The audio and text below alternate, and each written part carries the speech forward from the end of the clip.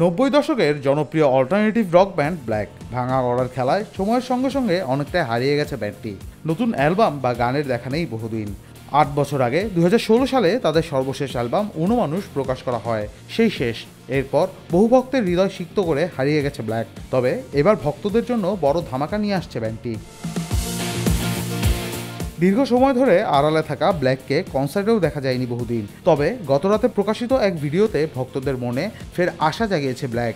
ব্যান্ডের সব মেম্বাররা যে একত্রিত হতে যাচ্ছেন তেমন একটি বার্তা পাওয়া গেছে ভিডিওটি থেকে। তাই ভক্তদের মুখে মুখে ফিরছে once again black is on.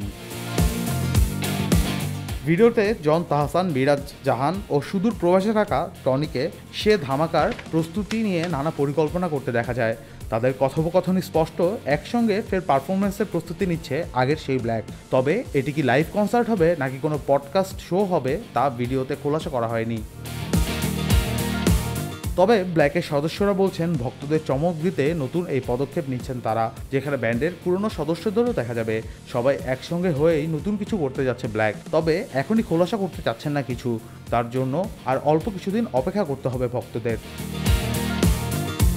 প্রসঙ্গত এখন পর্যন্ত ব্ল্যাকের 5টি অ্যালবাম প্রকাশিত হয়েছে। প্রথম অ্যালবাম আমার পৃথিবী প্রকাশ পায় 2001 সালে।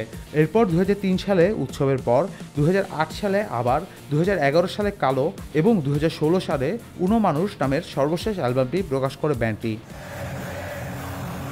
রুমান তুর্য, খবর সংযোগ।